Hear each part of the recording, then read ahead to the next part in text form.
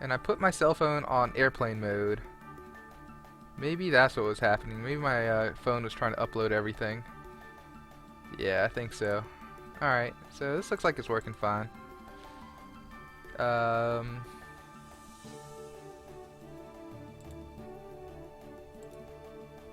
yeah, this looks fine. I might change my encoding settings to 2 megs. Maybe I'll remember. I don't know how that whole thing works. Oh, it's losing data again somehow. Oh well. Is it something I'm doing? Is there some kind of updates going on? Um,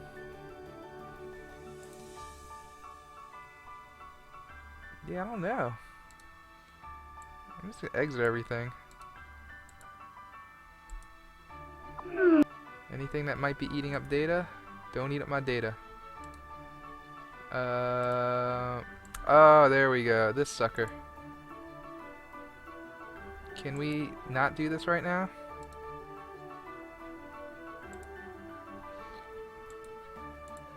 Um,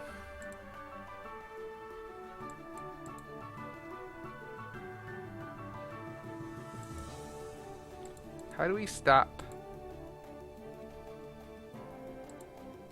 or pause this thing?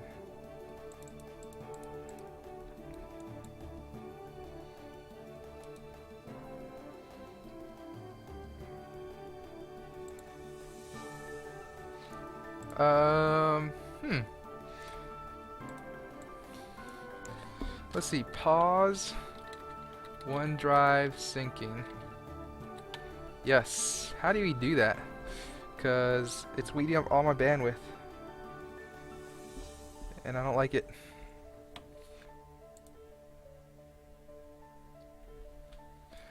I gotta do other stuff. Such as start my timer.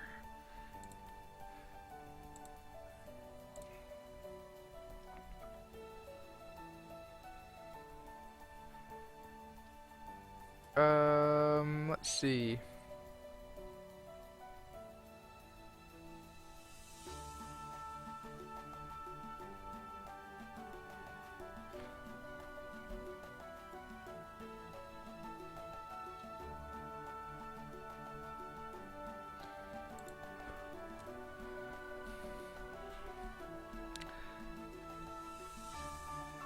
Hey, what's up, Severed Skulls? Dude, do you have any idea how to pause OneDrive from syncing? It's eating up all my bandwidth.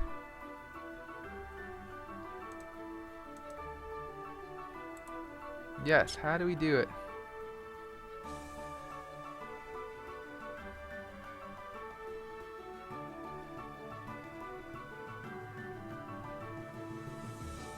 What? I didn't find that option.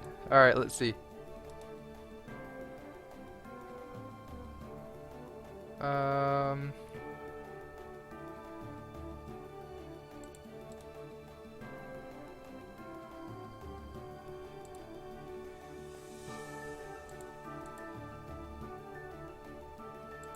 No! Where is it? Where's my pause?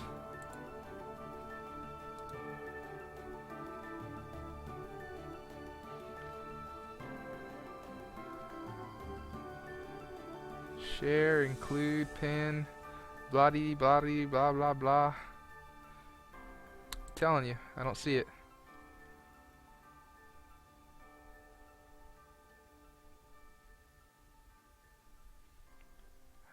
I just don't see that option. Sync? No sync. OneDrive?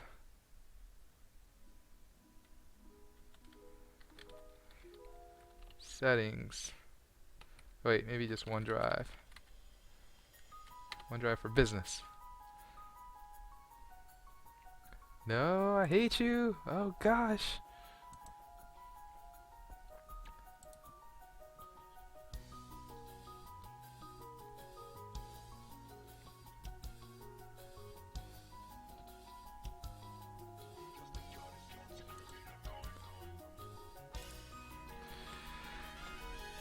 Oh, I can't stream with this on. Gotta turn it off. Oh, can you exit it? That sounds good.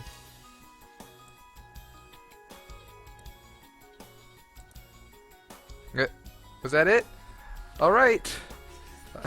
Just exit the program. It'll stop syncing. I didn't know you could just exit it like that. Okay. So it was like right here in the task area.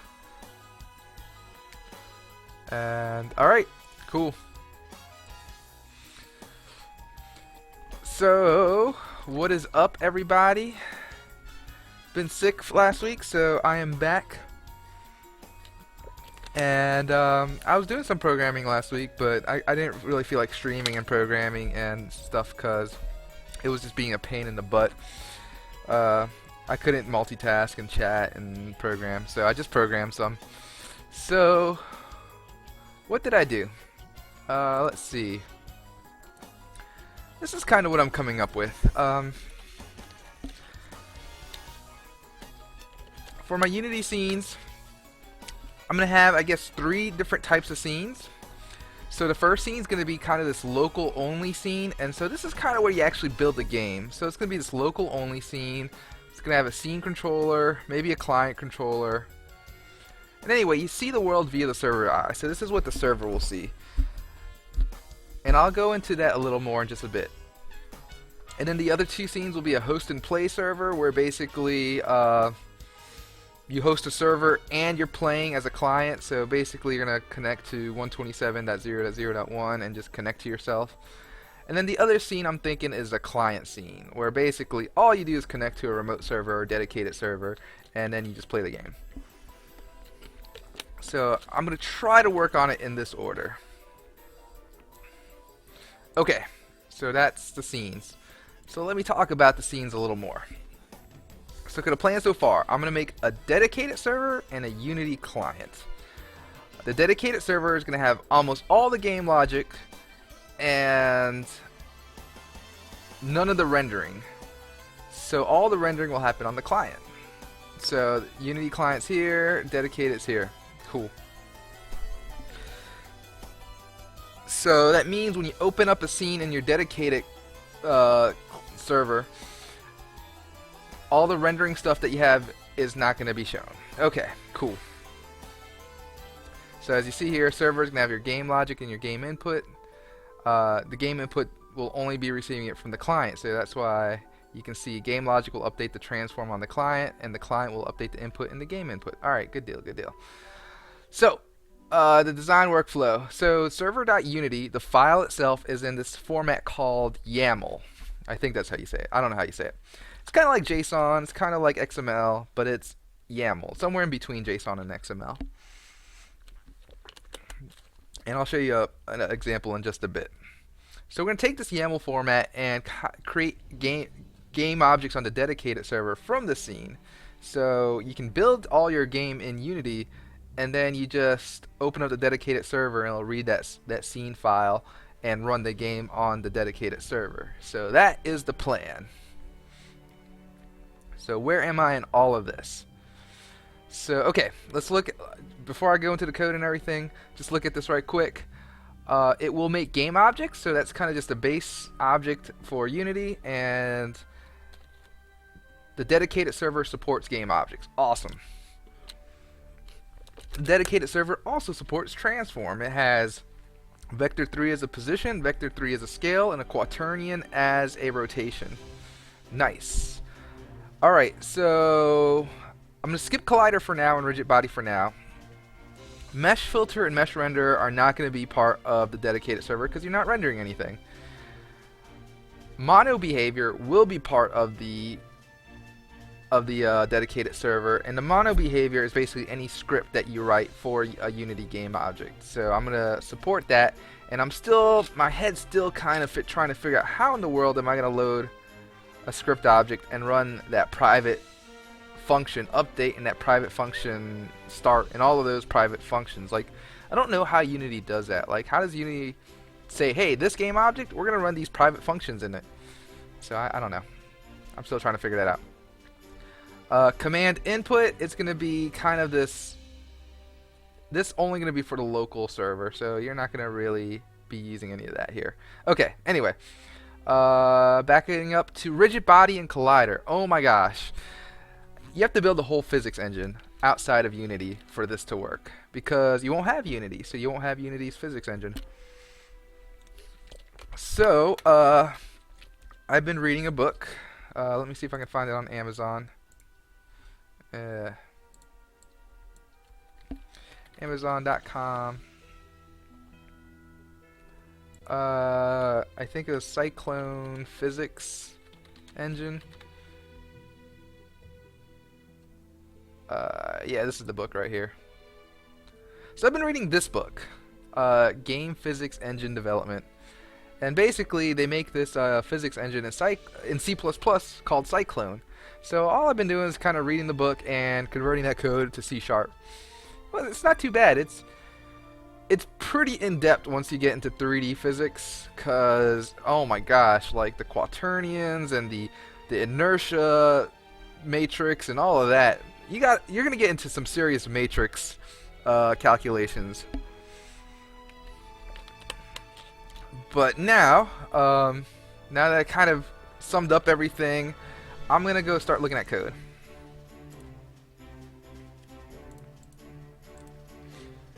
Alright, so minimizing everything. Okay, this is not code, but I'll explain what's happening here. So this is my one game object scene, which is now two game objects. But besides that crazy point, in this scene I have 4 game objects: main camera, directional light, game object, and object 1. Game object's going to have a transform, a rigid body, sphere, and 2 renders: a sphere mesh filter and a mesh render, and a material. So these 3 things I won't be putting on the dedicated server, but these 3 things are supposed to be read by my dedicated server. Same here. Transform and box collider will have to be in the dedicated server under game object. Cool. So everything here seems cool, and if I hit play, this scene is gonna just drop the ball, right? I think. Maybe. There we go, and the ball just drops. So my goal is basically to run that on a server. That is my Herculean goal. Whatever I just said. But once I can get that done, I would have gone so far with my dedicated server. I'll be happy with it. Okay. Onwards, onwards, onwards. The code, the code, the code.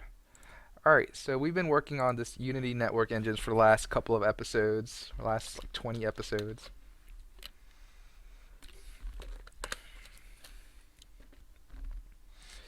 So okay, if we draw our attention here to the right side, I have some more projects, and I kind of renamed everything, and I don't know if I renamed it last time I was here or not.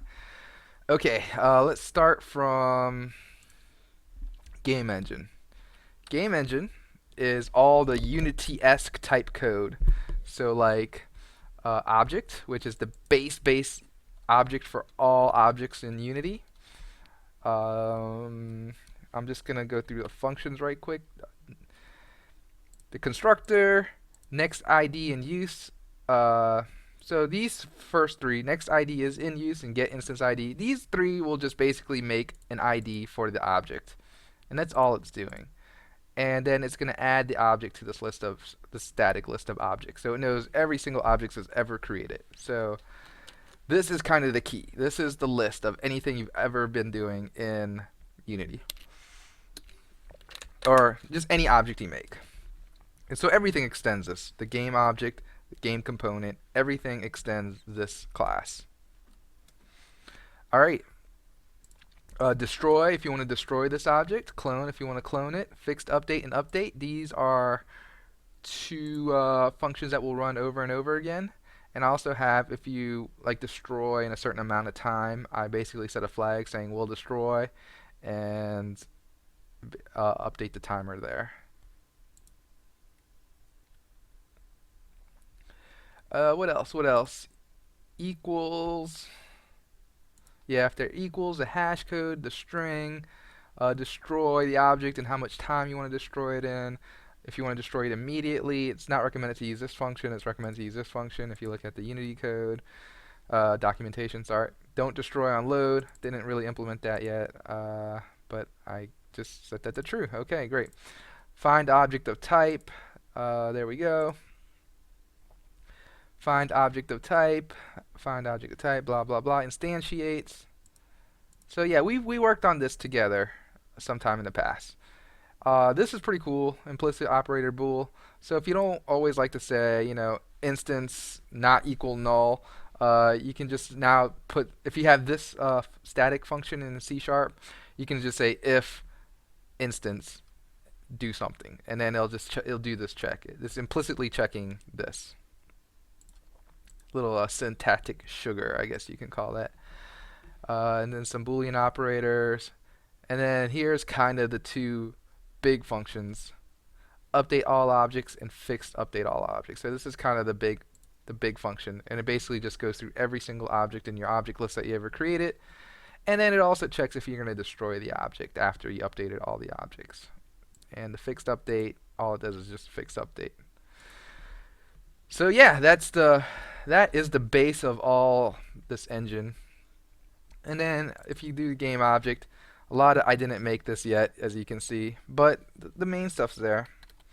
So let's see, like the add components there, and then that's it really, the add component, and then you're just going to be updating stuff. The game object's really just your object with some more functionality on it. Yeah. Okay. And I won't go through too much of the other stuff, but like component, here's the component. And this is all the get component stuff, and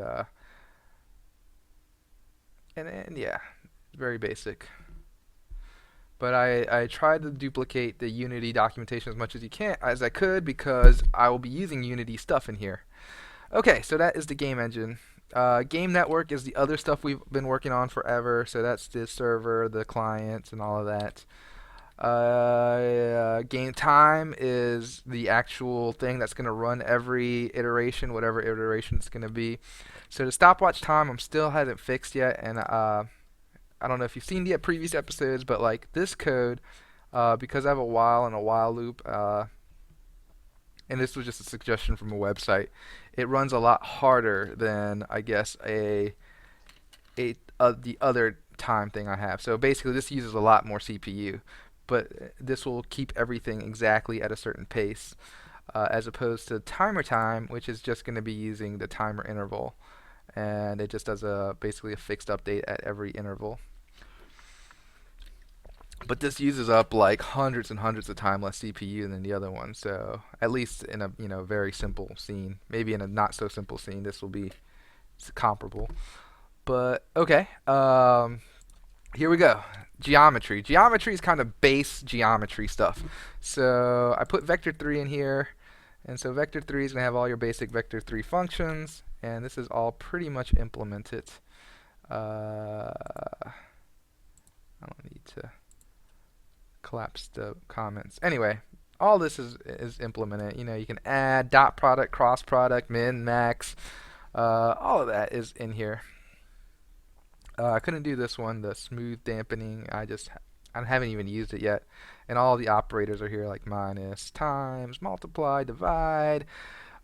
This is cross product. I think if you use this is a dot product between two vectors. Yeah, because you return a float, and yeah, all that good stuff. Okay, quaternions.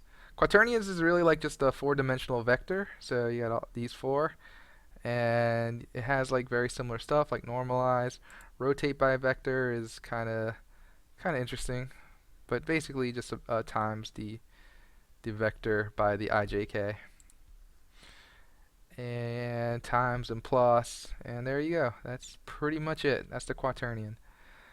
And okay, matrices, 3x3, 3x4. Unity uses the 4x4, but the physics engine I was reading about only uses the 3x3 and the 3x4.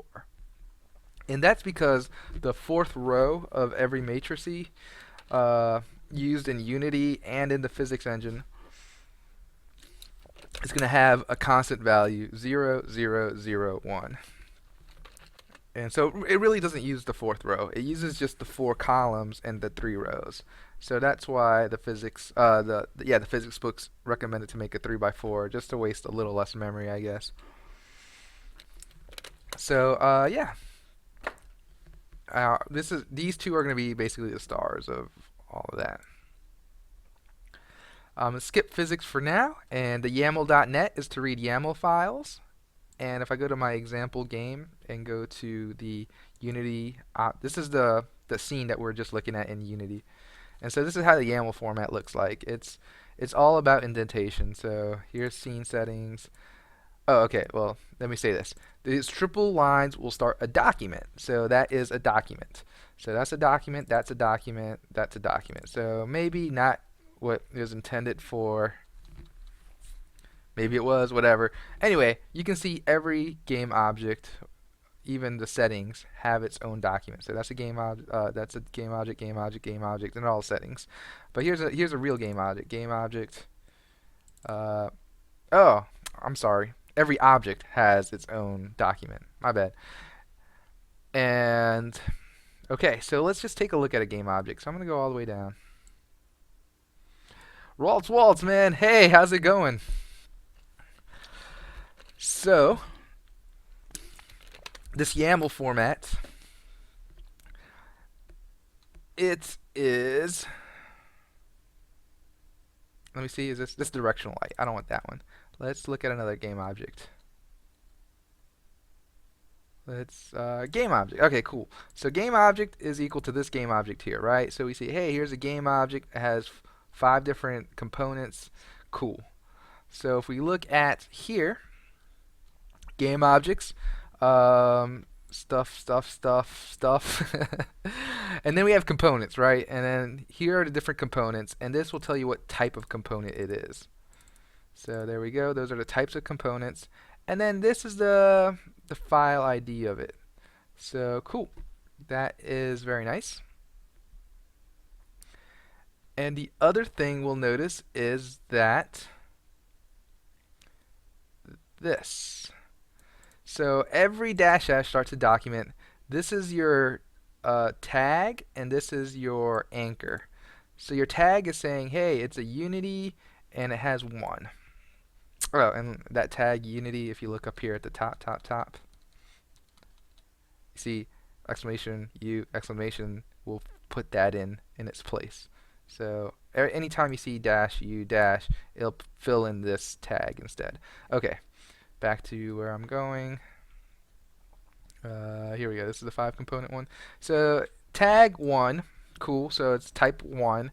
And this is the anchor. So this is your ID. This is your instance ID. So every instance gets its own like generated ID. Cool. So game object, 5 components. Oh, that's the main camera. Let's go elsewhere. Where's my game object? Game object. Here we go with the 5 components here. Awesome. No tag and all the stuff you can read from YAML, right? So this is the YAML format, and this is the parser for it. So this is how you parse it. And then just right quick, if I look right below it, I see, hey, Unity tag 4. Oh, that matches this 4. And furthermore, this matches this. So you can say, hey, this guy is using this component. Nice. And then you can see this game object is this anchor. So, alright, cool. And that's how you get all the information. So now we can get all the information directly from Unity into our dedicated server. So that's what I'm working on right now, is how do we get all this working. And what else I'm going to say about this? Alright, we can just look at it right quick. So this is my kind of code that I am making. So I put the Unity tag prefix here, and this is how I'm doing it. Alright, so getting a file. The stream reader is going to open up the Unity scene. So this is the scene. file. And so you're going to read that whole thing into a file, into a string. You're going to put that into a string reader, and then you can put it into this YAML stream. And then all I got to do is just say, hey, get a list of game objects from this YAML stream. So how do I do that? If I navigate to this, here we go.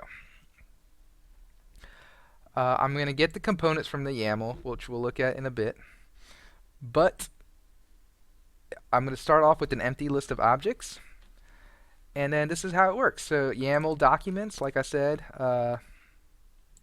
this part means a document. So this is a document right here. And the root node is so there's two types of mode. There's a mapping node, and then there's a scalar node. Oh, and there's a sequence node. So there's three types of node. So mapping node, think of it as like a dictionary. So it has like a key and a value. A sequence node is like a list. So right quick, looking at the this thing. These are going to be mapping nodes. This is a mapping node because it has a key and a value. This has a key and a value. And then there's a mapping node under here, a key and a value. But if I look at component here, this is actually a sequence list. So if you see these hyphens or dashes, this means this is a sequence list. So basically it's returning a dictionary, and then once it gets here, it's returning a sequence list. Okay. So what am I doing here?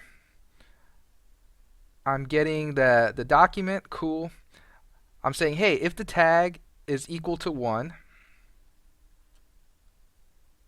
that's not transform. This is actually game object. Sorry, bad comment.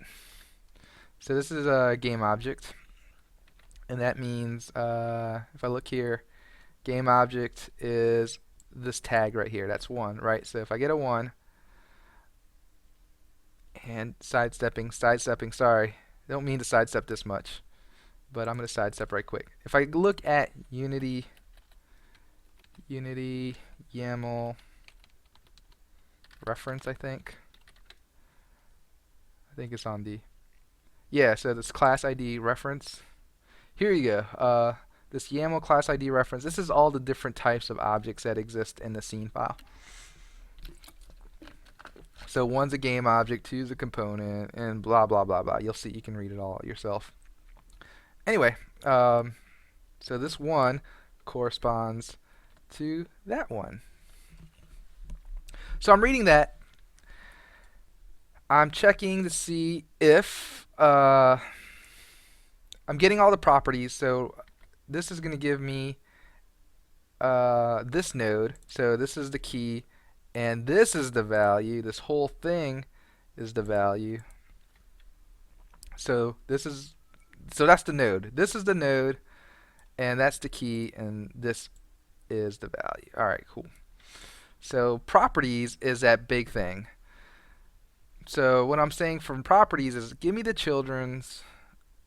first thing. Yeah. Anyway, give me the first value, which happens to be the only value, which is game object, with the property, the other thing, the rest, the big old thing. And then from there, I want to get properties.children. I'm going to see, give me the component key. So that's how you say, give me the component key. Like you just say the node.children, open brackets, new scalar node, close brackets. And so that will give me this guy. And then since I have a sequence list, I want to get all the components from it. And so it's going to give me all of that. And if I look at the code, which I won't get too deep into it just because we don't need to look at all this code. Anyway, it's going to go through each one of these nodes and check my components. I'm passing in all components too. So you pass in the node and the components, and it's going to say, hey, from all the components, these are the components that match that node. And so when I go back up here to the game objects, I'm going to set the ID. I'm going to make a new game object using the name m.name, m.name, that guy, and I'm going to use all the components I just got here. So by doing that, I'm creating a game object and I'm creating all. Yeah, man. Ralt's Waltz, dude. It's took me way too long to figure this out. And I'll stop explaining all this in just a sec. But anyway, I'm making a game object with the name of the game object, and I'm adding all the components from the scene file here. So at the end of the day, I've made something that loads a scene file, creates a game object, and creates the components. So how do I create the components? This is what I'm doing right now. When I'm getting the components from the YAML, the only thing I'm checking for right now is this one. So I'm only making the transform. So I'm checking to see the game object. I'm checking to see all the components. And then if it has a prefix of 4, make a new transform, add it to the components list. And then that's what becomes this kind of all components area. So anyway, I make all the components first. Then I start making game objects and then do it.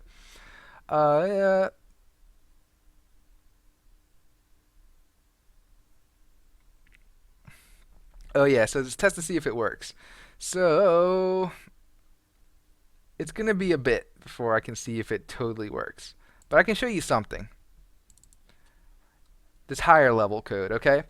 So right now I have 4 objects and I have, with components and stuff. And then I also even make my own like player object here. So I can debug it. That's what I can do for right now. So I can hit play.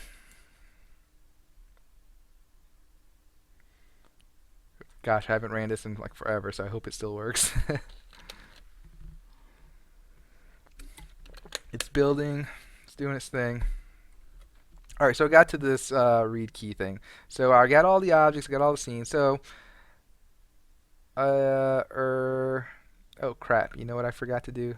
Let's break a little earlier. I'm doing this all in the using statement, so once I leave this using statement, this object thing goes out the window. So let's stop here maybe, or here. Yeah, that's good. Alright, so we stopped here instead. Okay, so we have this objects. So object should be everything I just read from the scene, right? So if I go here, I have a game object 1, game object, main camera, and directional light. Awesome. So if I go to game object, look through here, has a whole bunch of stuff. And right now we see it only has one component. And if I look at it, it's a transform component. That's great, and it has like the local position, local rotation, and all that stuff. So it's great I have that. So I have a game object and I have the transform, but I need to implement the rest of it. So I need to implement, if I look back on my notes, the rigid body, the collider, and the mono behavior. Those are my 3 tasks that are going to take me forever. Well, hopefully not forever, but the next like X episodes. We'll say like 6 episodes. Yeah. And really the next one I want to do before I even get into the physics is just see if I can get mono behavior to work. And so mono behavior is just all the other scripts. So a script to use scripts basically. And if I can get mono behavior to work, I think I'm in good shape. And then I can start getting physics to work after that. So at the end of the day, I want to do this scene with the ball falling down on a server, not on the client. On a dedicated server. Very important, very important. Okay, so that is where I've been for the last like week or 2.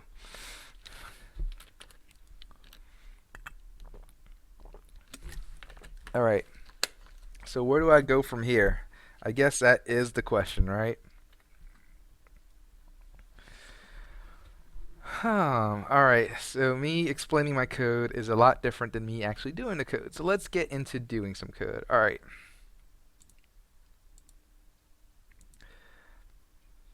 So if I look at my game object, it has no... Ooh, I know what I can do. I know exactly what I want to do. Alright. So I'm going to add a script to this game object. And I'll call it something stupid like game object test or game object debug. So let's do that. Game object debug. And we'll put it on, hopefully, game object. Let's start giving these some better names too. So this can be the sphere, and this could be the ground. So on sphere, we have this new script called game object debug, which is another component. Cool.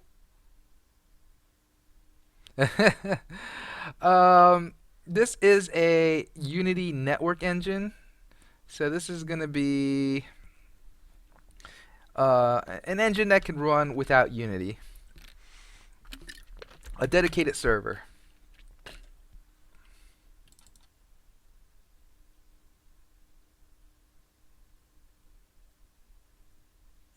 So I'm going to load up this script. Oh, and here's the kind of the output of that stuff that we're running, wherever that may be. Is it still running? Oh yeah, let's stop it. All right, here we go. So here are all the functions we know and love.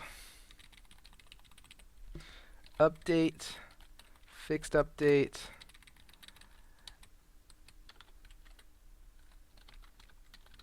fixed update.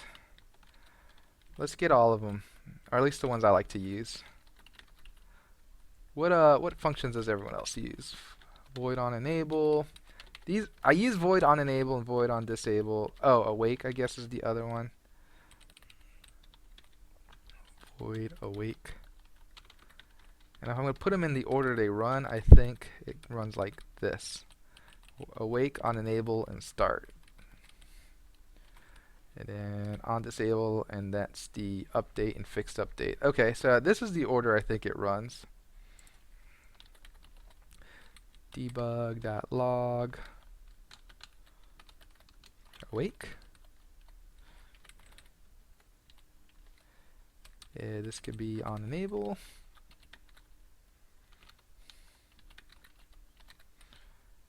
You know what else I want to do? Let's say name plus name plus. That way it just has a like sphere. Alright, start. Forgot to change the number. That's okay. On disable. And I kind of just want this to update every second. So I'm going to just say void timer. We'll call it a message timer equals 0. Oops. Gotta say what it is. It's not a void, it's a float. Alright, float message timer. Yup. Message timer. We're gonna say plus equals time dot delta time. And we can do something similar to here. I guess we should totally have two different timers here. Message timer, we'll say update. Message update timer. And then message fixed update timer. Yeah, okay. And we can do update timer. And this could be fixed update timer. Oops.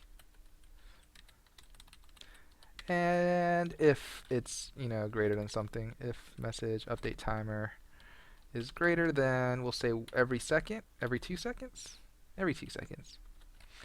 We'll do two things, debug.log, and we'll say name equals x dot, string x dot, update, and then message update timer equals 0. So just really silly code, but something that we need to test on our dedicated server as well. And this could be O. X's and O's. Okay. So these should come out about the same time. So the update will kind of loop as fast as it can. Fixed update will update every interval. Start will be 3. On disable can be 4. And hopefully this works. Except make sure I make this a fixed update, not just update. Alright, I think that's everything. Let's see if that works. So this is truly the scene I want to test. So we can see awake, on enable, start. So 1, 2, 3 exactly. XO, XO, XOs.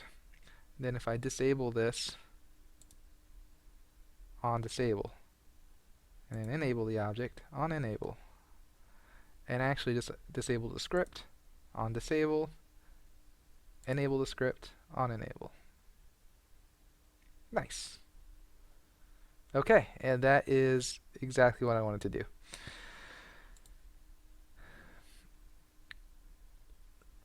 Alright, GCTK24 says, how do you make an octopus laugh? With tentacles. I don't get it. Wait, what? I don't know.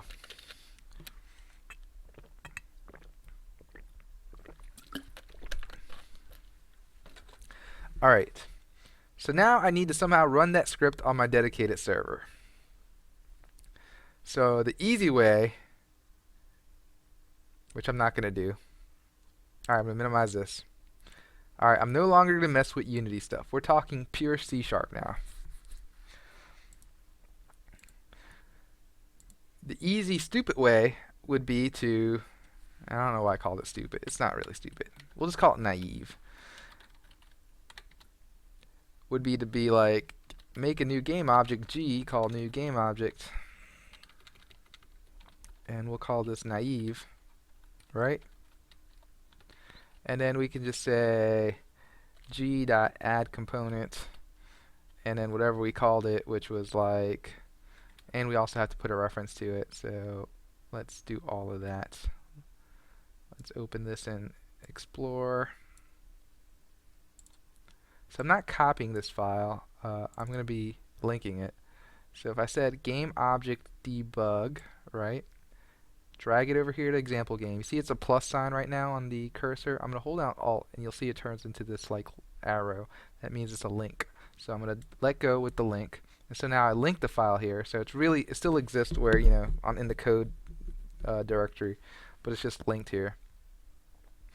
And then I can just say game object debug. And this would, uh-oh. What am I doing wrong? Oh, shoot.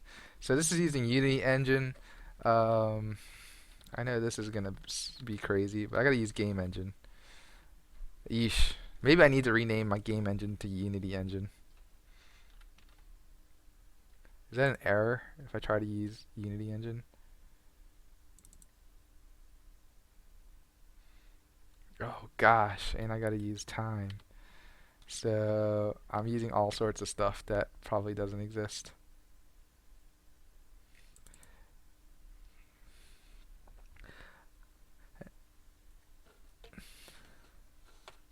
An octopus got 10 tickles. Tickle 10 times. Dude, no, I don't. I'm just feeling a little dim right now, I guess, on the jokes. Oh, I shouldn't use G as well, is what you're starting to say. We'll call you naive. Alright, so all this seems fine. This code is okay. It's this code. So I already ran into an issue, and that's okay. I gotta rename my game engine into Unity engine, and I gotta put game time into this stuff. So already a hurdle, but that's okay. It's good to find them now. So this is what I'm gonna do. I'm going to rename this sucker Unity engine. I'm going to save it. I'm going to name this Unity engine. Oof. And then I'm going to take this game time.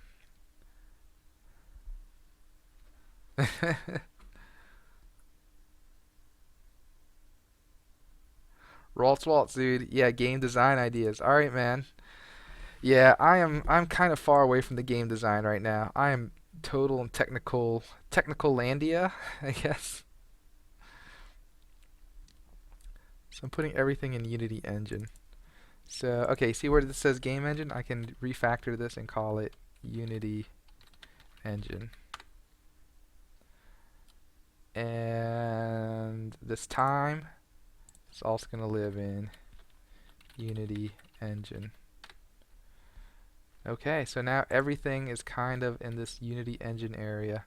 There's only one last thing I need to do to rename this whole thing. It's the actual folder. The folder is still called Game Engine. So what I'm gonna do is I'm going to close this out, I think. Yep, save everything, please. I am going to the Game Engine, renaming this to Unity Engine. I may even delete this Game Time folder. I'm doing it. It's just going to my recycling bin, so that's not too bad. Alright, so opening up the project again. Oops, that's OneNote. Where's Visual Studio when I need it? Or actually, I think I can just open up a new Explorer. Alright, we'll do Visual Studio. Alright.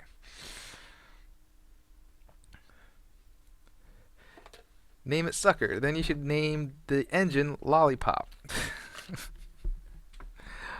Yes, I should. I think I'm just on a different plane as everybody right now, because I don't understand any of these jokes. Alright. I'm like a perpendicular plane, maybe. I'm just like not. I'm just going through people. Uh, I guess. I don't know. Okay.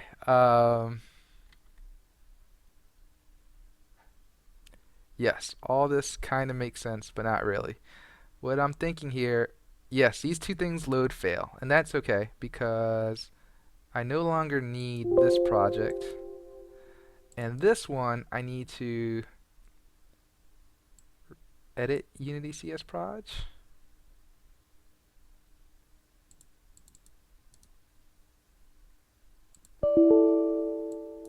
I understand.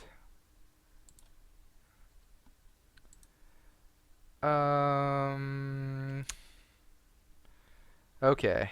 Forget it. Remove this project too. I was trying to avoid having to re-add the project, but I'm going to just do that. Alright, add the project, existing project, library, no, what am I doing? Unity Network Engine, Unity Engine, Unity Engine. Here we go. So we have this, but now everyone lost its reference to it. So you guys are not using it, you're not using it. Game test might be using it. But you know what? I'm not testing stuff anymore. Deleting that project. Just cleaning up a little bit. I don't think you're using it. Are you using it? Well, now I don't know. But I know you're using it. Alright, so add reference here to the Unity engine. Excellent. Alright, so how many errors have I introduced to this crazy thing? Probably a million, gazillion. Ah, okay. Maybe none. So, no more errors? Oh, but here is the other problem. Alright. How do I run these functions? They're all private functions. So Unity runs them without any problem.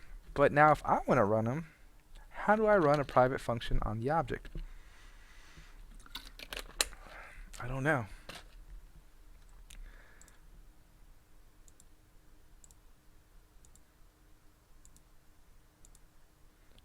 Closing everything out except the stuff I want, which is the actual example game and this. Okay. Gee Louise, no clue.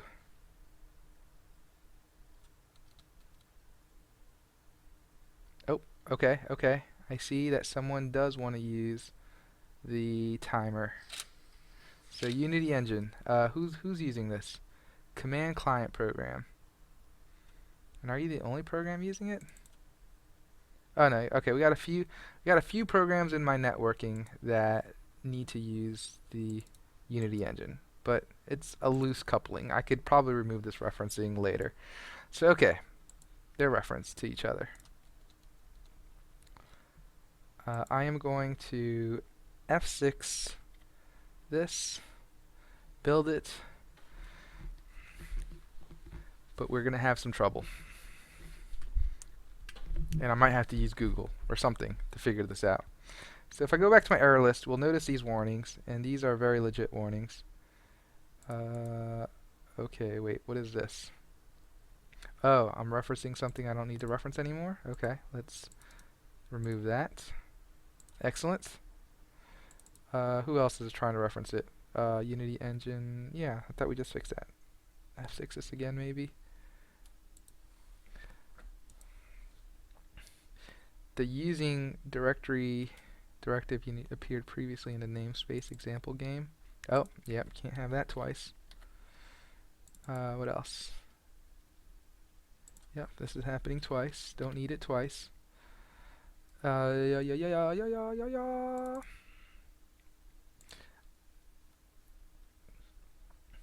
Alright, these are the things I need to fix. Void awake is a private function. C#, when you don't specify it, it's private. I think in Java it makes it protected. And protected in C# means something different than Java protected. All very confusing. But internal in C# I think means what Java protected is. So anyway, different syntax for different people. Alright, so here we go. Void awake. How do we call this? How in the world do we call a private function? What I was thinking was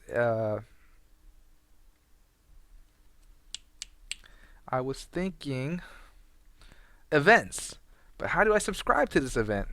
Because in Unity, we don't actually have to say, we don't have to do anything. It just runs like this.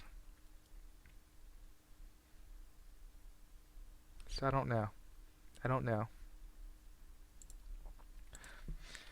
Maybe if I Google it. How does Unity run private functions? This is not going to help me, is it? Ooh, invoke.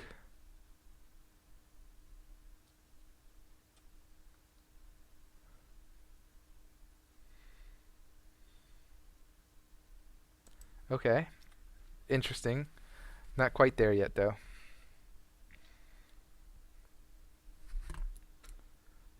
How do you run the private function?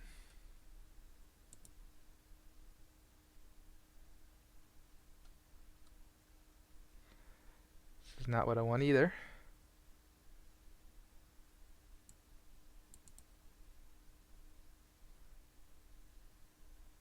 Alright. This is one of those questions I'm getting by without knowing the answer to, but would like to fully understand. I'm only getting my head around the events in C#, okay? Trying to reconcile them with Unity's built-in events. So I understand on mouse over is an event, and update awake on GUIs are events too.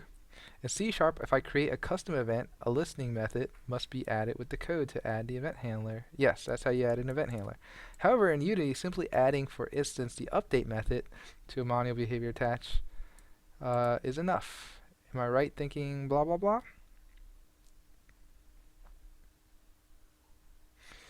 So all those so-called events are not methods of the mono behavior class. Yes, I agree.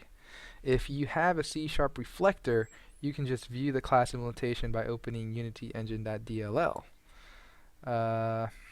Unity is mainly written in C++, alright, and therefore most magic happens in native code, okay. Unity uses reflection to determine after your scripts have been compiled what of those events you've implemented, and remember that for this class, Unity only calls update late update on GUI when it has been implemented. Another point where you can notice is the mono behavior class and don't implement any of those methods or events. Unity will remove the enable checkbox from your script instance because it doesn't contain any events that are affected by enabled.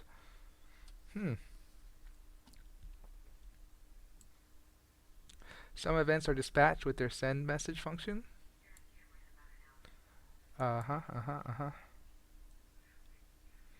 So let me see how this is kind of all going.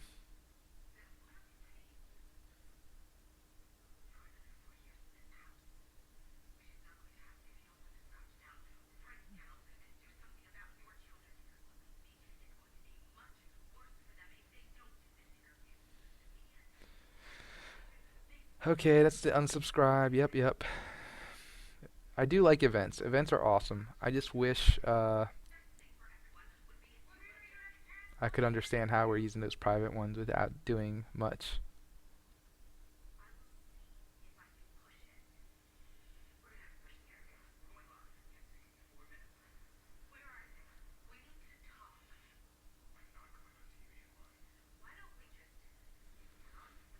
Hmm.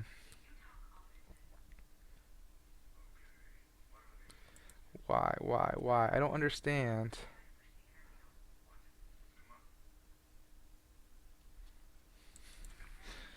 Why are Unity functions private?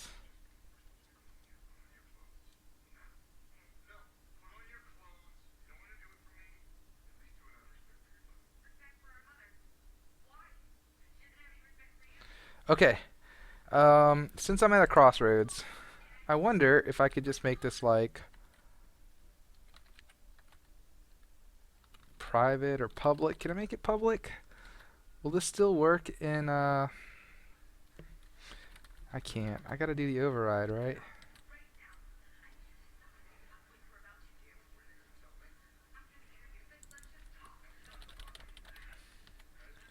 Alright, so I changed this code. If I go to Unity and go to the game object debug from Unity, I don't think it's going to work anymore. And that's not what I want it to work in both Unity and my dedicated server. So this is where I'm kind of hitting that gap. How do you run these private functions? You see, it's like, what are you trying to do? You can't override nothing. Oops.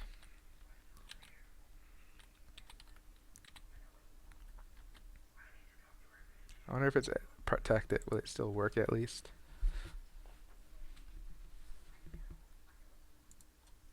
Okay, well, it's not the worst.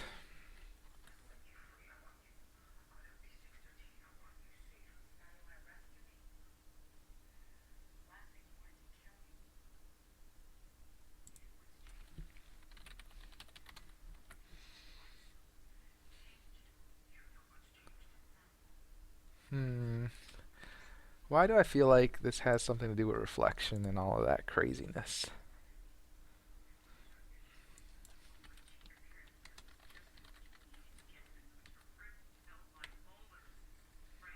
Ooh, reflection. I just saw something. Set private field. Interesting.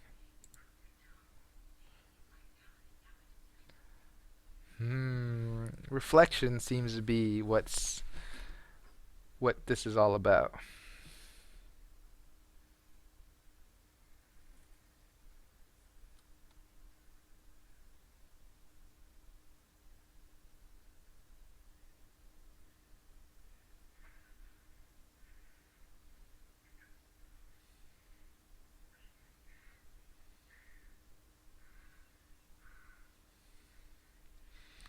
All right, let me figure out how to use reflection because I think that's how we're gonna.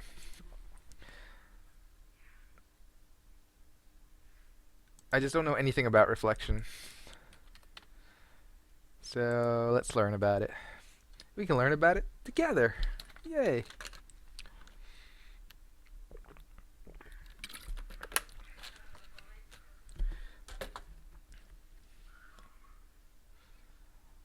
Okay. Yes, I know how to get a type of an object. Awesome. System.reflection.assembly. What is an assembly? I think that's kind of a key.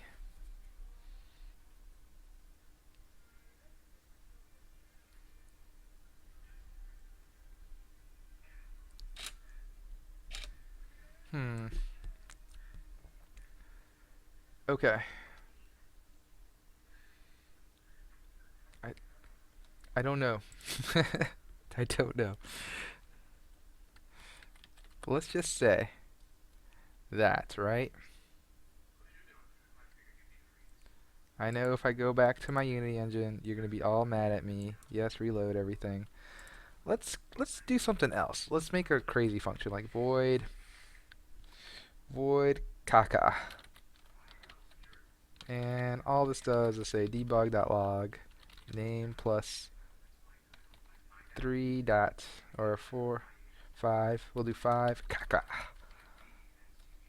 So our goal is not to run any of this.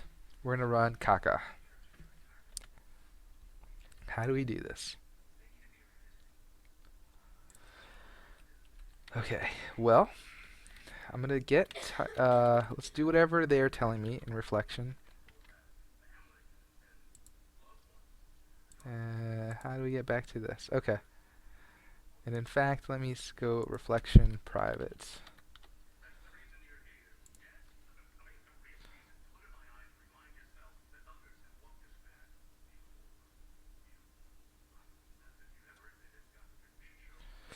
Alright, so we got field info,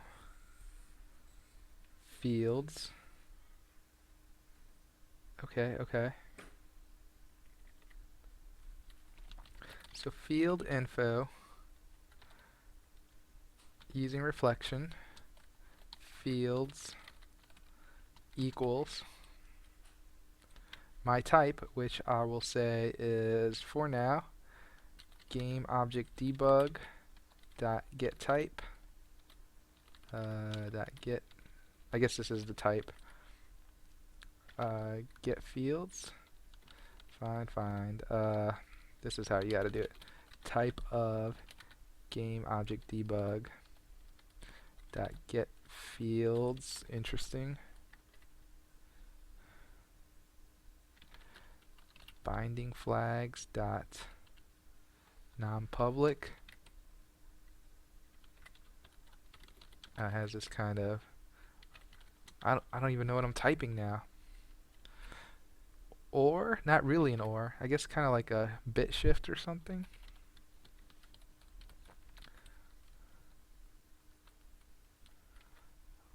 So where did I go wrong? Okay, well, where I went wrong first of all is I put the square brackets in the wrong place. And that's it. Let's see what happens when I run this here.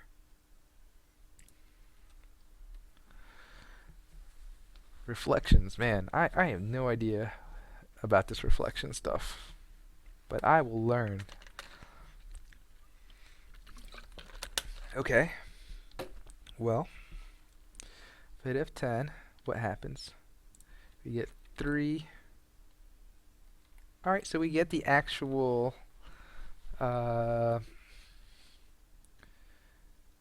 if I go look at game object debug, message update. So yeah, these are,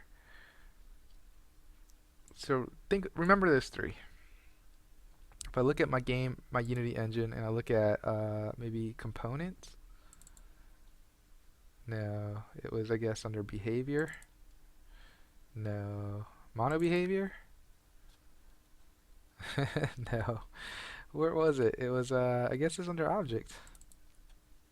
Yeah, so I got the destroy timer, the destroy time, and will destroy. Wait, no, I didn't get those things. What did I get? Object, components. Not those guys. Behavior, not those guys. Mono behavior. Got a lot of protected stuff. Alas, none of that. Oh, duh. I probably got these things. I got the message update timer and that. Ah, yeah. Okay. So those are private because I didn't put anything in front of them. And so I was able to get them through reflection. Okay. Cool. But not answering what I want.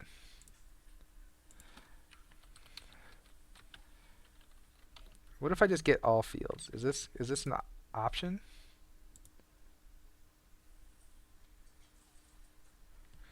Hit F10. 7. Boolean, Boolean, Boolean.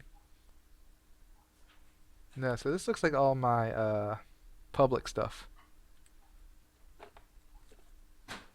What's up, Bamboy? I don't know. Dude, I didn't know that. Dude, I can't get you sick from streaming. That's impossible.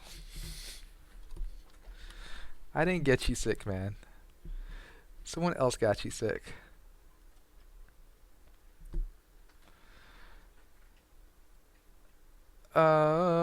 So I'm getting there. Bamboy, do you know how to access private functions from outside of the function? Dude, I don't know where you hang out. I don't know where you gone.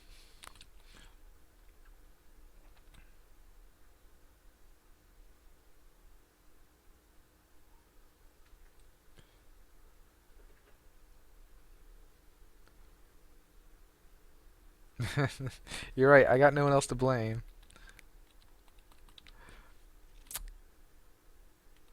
Okay, so this is what I see. I do see invoke method. Specifies that a method is to be invoked. This must not be a constructor or type initializer. Specifies that instant members are to be included in the search. Okay.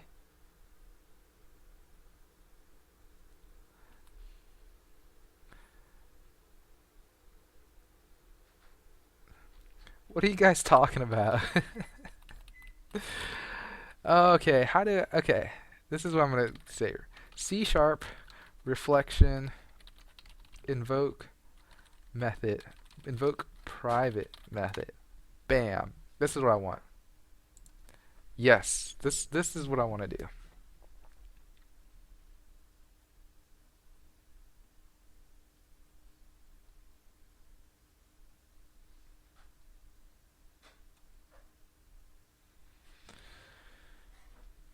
Oh, let's just get method. I told you guys. Why didn't you listen? I was like, dude, just put get methods instead, and that would totally work. And that will pass in a method info. See? That's so easy. Wait, what else is wrong? Oh, we gotta do some string name. What if I just said awake? No, no, no. We're doing caca, so let's keep working with caca. It's a string though, so let's go ahead and work it. You told me that it had to be a string. Did he lie to me? Nope, it's caca. Caca. Oh, it's only going to be one field, and it's actually going to be a method. A method to the madness.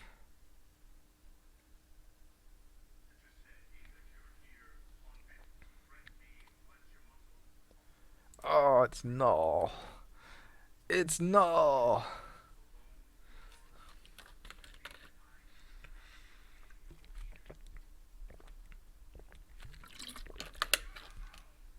Alright, so methods.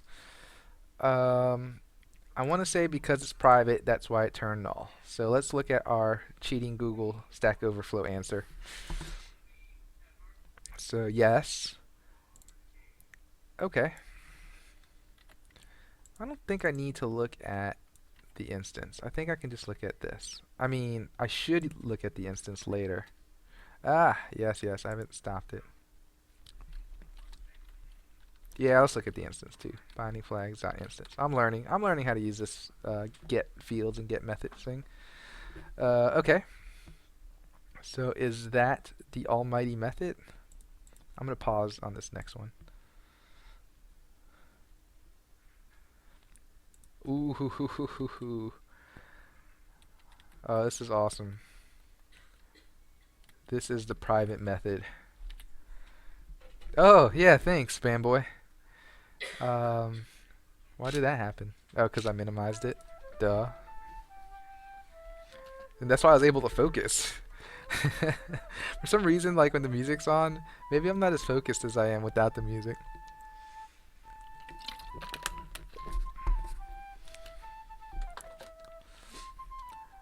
Alright, and finally, how do I invoke this sucker? Oh yeah. Oh, it's not that easy? Oh gosh. That is a lot of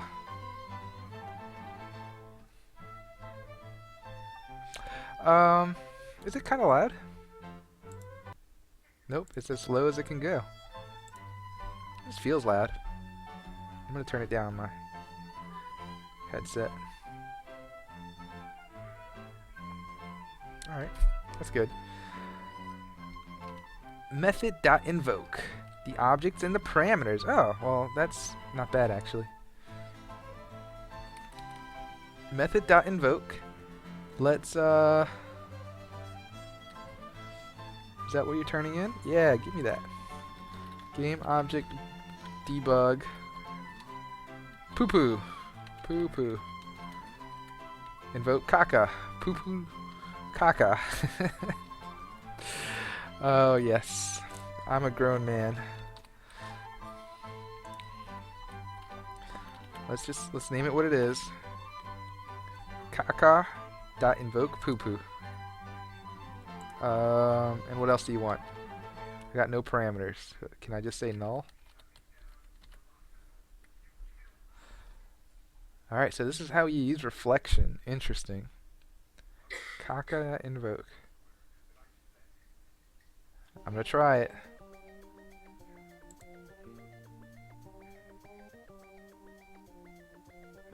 Woohoo! I think that's what I want. Game object, debug component, caca. Very sweet.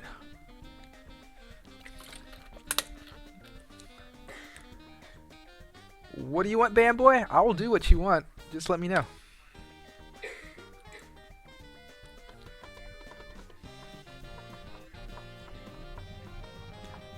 So now that I know how to do this, I am going to re-implement some stuff just a little bits. Little bitsy bits.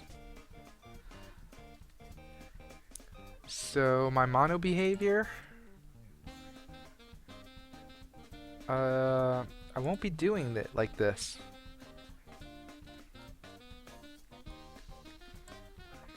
All of this won't be done like this.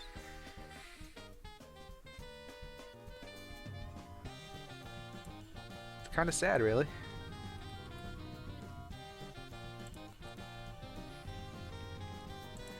I'm gonna just make it private. All of this is gonna be just private. So really just for informational purposes more than anything, and not to crash if I try to run it just on the mono behavior. Private. There we go. And then if I go back to like behavior, I guess.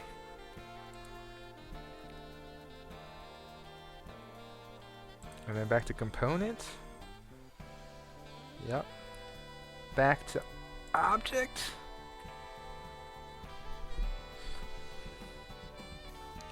Alright, so this is what I have to do. Every time I... Give me a sec. Okay, here we go. This is gonna kind of blow my mind. Stupid reflection. We're gonna say method info. We call it update equals using system reflection.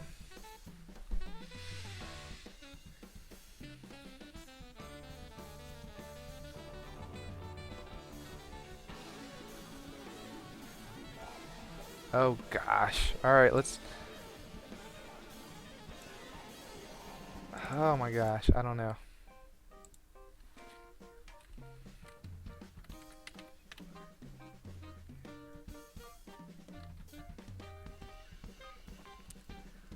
Where do I do this? I don't think I'm going to do it here. Or do I do it here?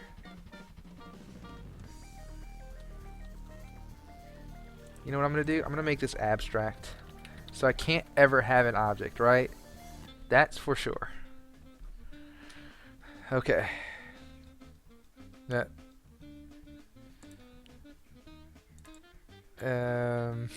What am I doing?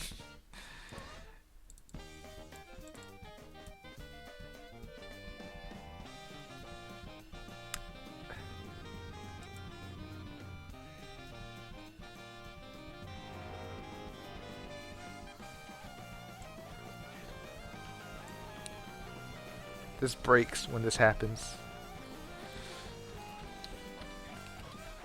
Alright, well you can't have an object, right? So you're gonna have to be whatever you're virtualing. Okay, okay. Alright, ET, come on, man. Let's get through this. Method info update equals what am I doing? This dot type, right? This dot get type. Okay, get type. That's cool. It's all part of reflections. We're all cool here. No one needs to get hurt. Get method. Okay.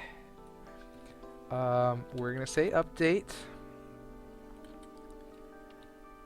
and we're not gonna pass anything in.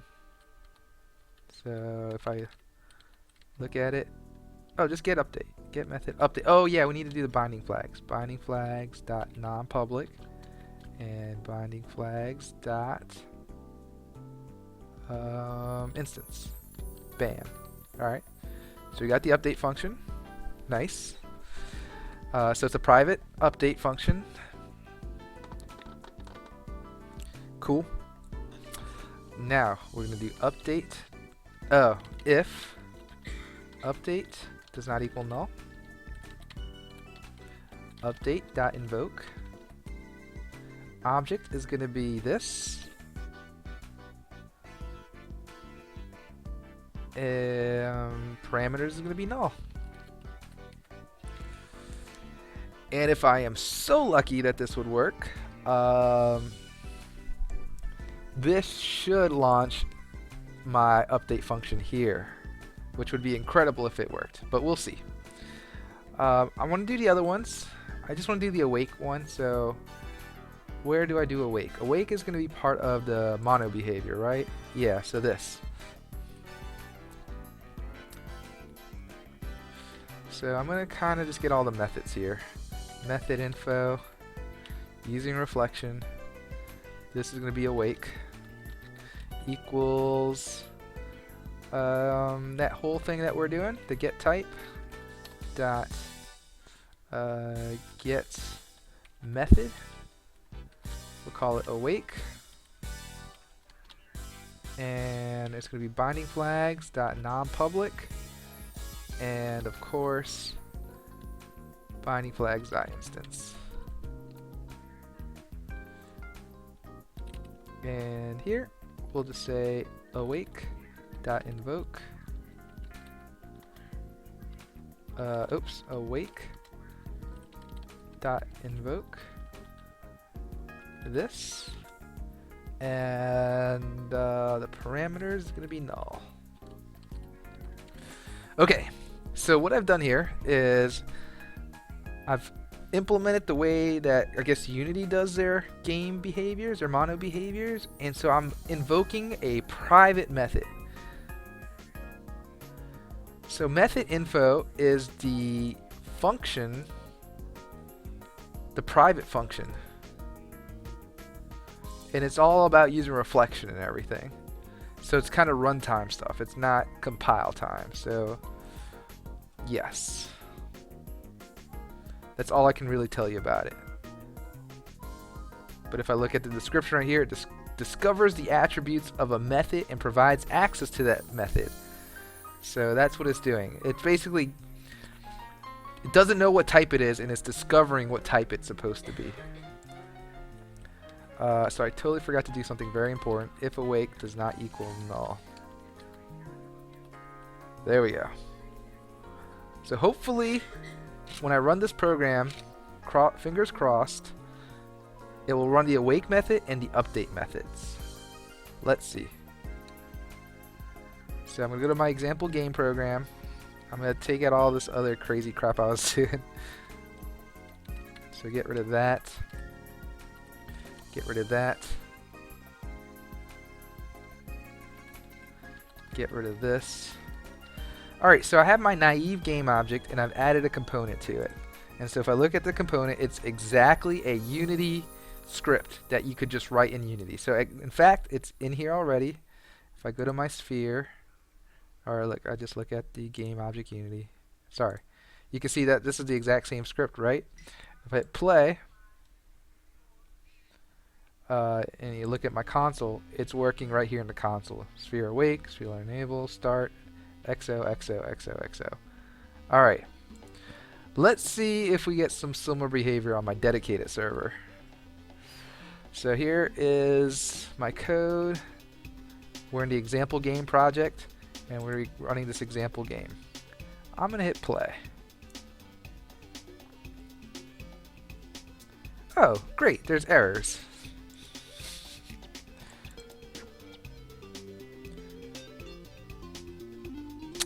Aha, so I broke this other thing I made. So now everything is going to kind of be this kind of void thing that I'm working on. Oof, I just had the urge to go to the bathroom, so I'm going to kind of cut this short. Alright, so I'm fixed player script. So player script's now fixed. Won't work, but it's fixed. Let's hit play. Alright, called awake. Update, nice. Every 2 seconds, it calls the update. Very nice, very nice. What's going on with my debug? Oh, let's do console write line. Alright, so hit play. Oh, not play here. But it does about the same thing, which is wonderful, which is awesome.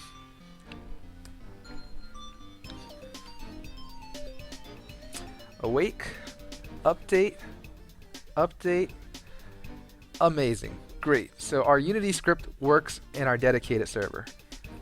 That is amazing. I'm so happy about that.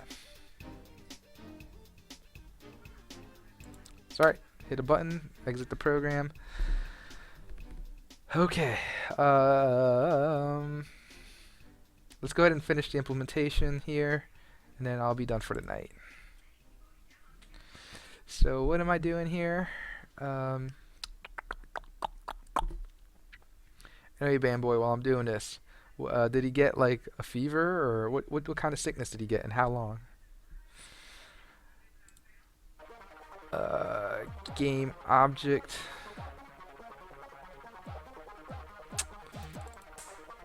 What am I doing?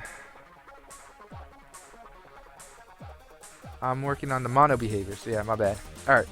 So let's get all this mono behavior stuff working. Method invoke, on enable will be kind of all this craziness.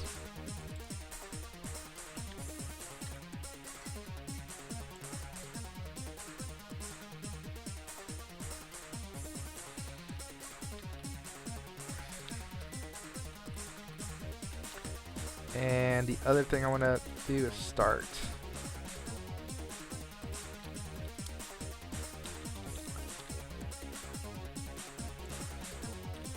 Alright, so on enable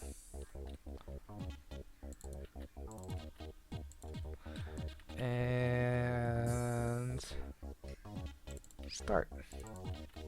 Oops, that's not the one I want to copy and paste. Alright, cool. So now we can run these private functions and be happy about it.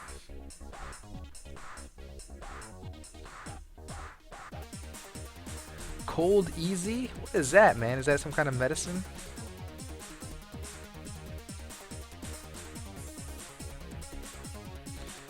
Alright, so I'm gonna hit oops. And there we go.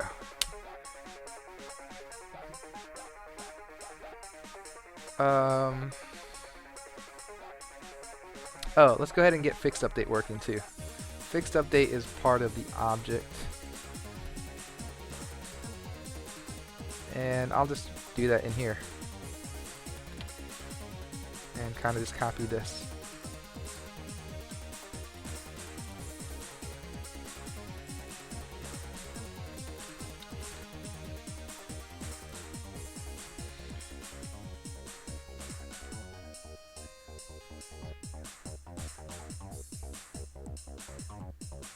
And I really could put this into a function. It's like a cough drop, really useful. Should get some. Yeah, I'll try it out, man. Fixed update.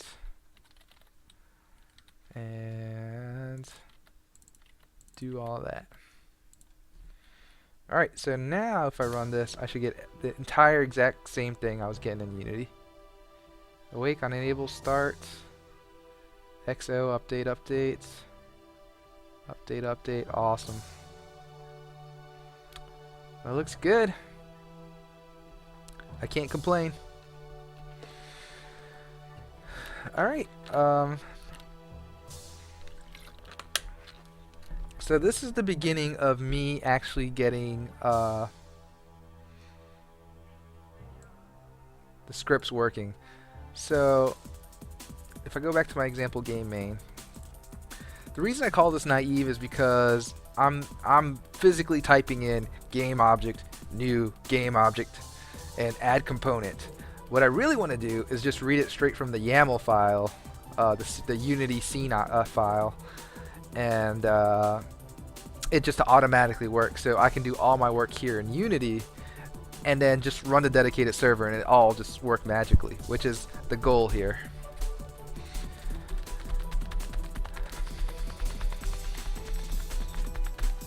So that is what I want to do.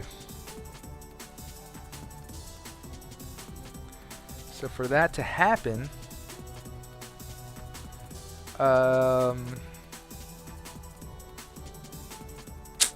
yeah, there's gonna be stuff to there's still stuff that needs to happen. Like, how do I add a component of that? So things still to be worked out, but another step closer to getting my dedicated server up and running. Okay, gosh, it's been an hour and 25 minutes, so I think I'm gonna call it quits here. I'm still trying to get into the rhythm of work and everything. But yeah, so the roadmap, I guess, for what I'm gonna be doing is we're gonna get the scene loaded from Unity into my dedicated server, and then implement physics, which is going to be a pain in the behind, but we'll do it. I'm going to try to stream every other day, so this week's going to be a little off. It's going to be Tuesday and Thursday, but I think starting next week I'm going to start streaming Monday, Wednesday, Fridays, and then I'll see if I can stream on the weekend too.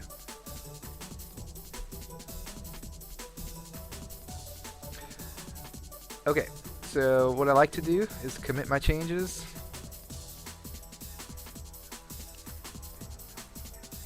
And this one's going to be a big one because it's going to be my entire sickness one, I think. Maybe. Maybe not. I don't remember.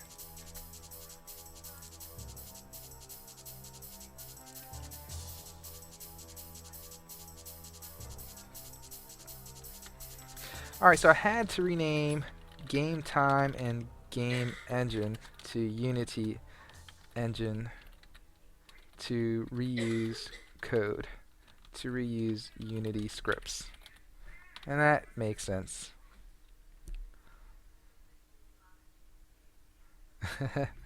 Nice. Alright, I'm gonna go ahead and stage all of this. I don't know how big this is gonna be. It's gonna be ridiculously big.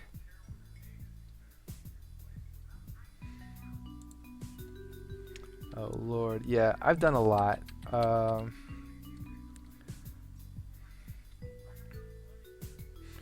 don't even know how to begin to say what I've done here.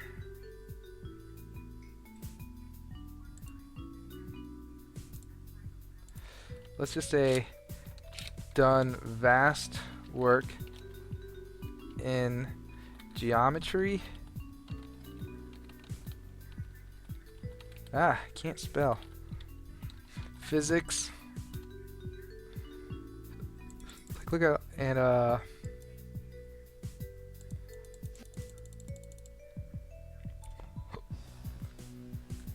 okay, just geometry and physics. Actually, it didn't look like that vast work in. Sorry, I thought I did a lot of work, but maybe I already did this. Oh,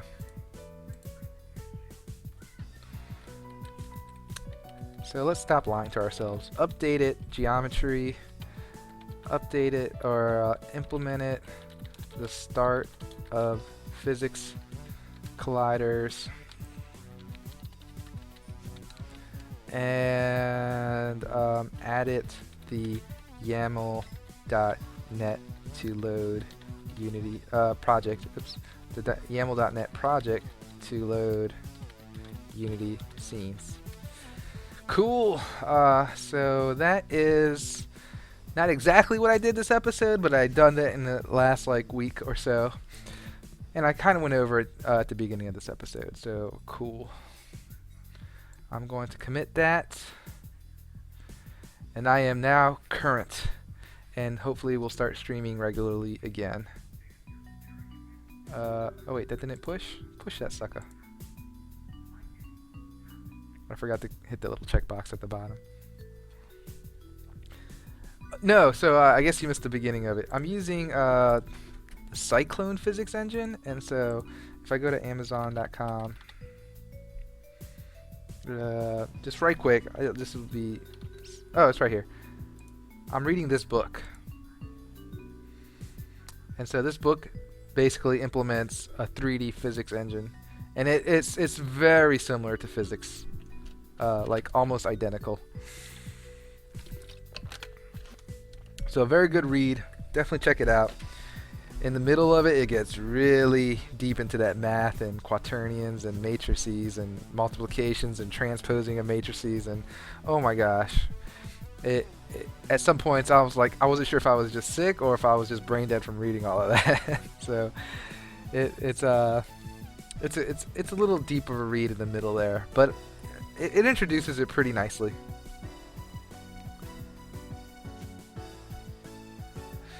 Yeah, I mean, if I'm going to do a dedicated server, it's going to have to use physics. I mean, a custom physics engine, because I don't want to run a whole Unity instance on my dedicated server.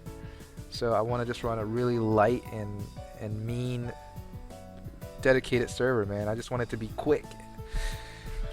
So I can't have that big old Unity thing slowing my server down.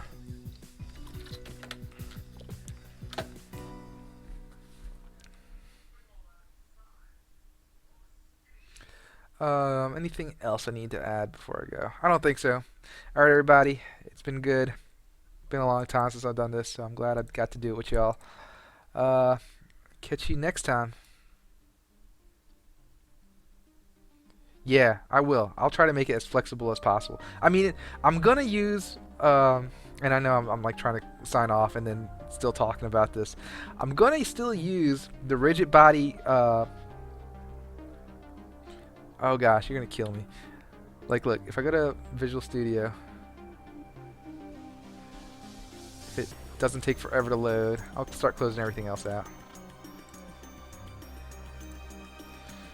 Alright, we'll leave it there. Just want to show you one last thing, and then I'm gonna call it quits. You weren't here at the beginning of the episode, otherwise I would have totally explained this to you at the beginning. But I'm going to explain it to you now again. So if I look at the one game object Unity, it was like a sphere in the ground, right?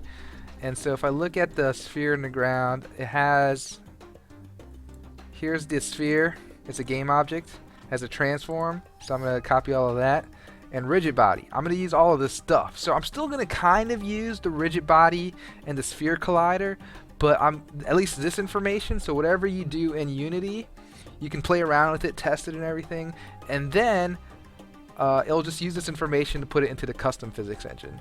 So it kind of is using physics, as you're iterating and designing your game, but when it's actually time to use it, it won't use any of the Unity's physics engine. It'll use my own custom engine. So yeah, I hope that makes sense.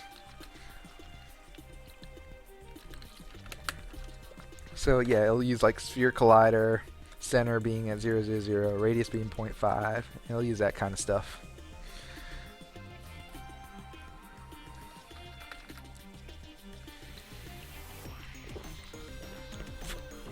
I finished my drink. Okay, everybody. Now it's for real. It's almost 10 o'clock. I should be getting ready for bed. Got work tomorrow. Still trying to get into the rhythm. So I will catch you guys next time. Bye.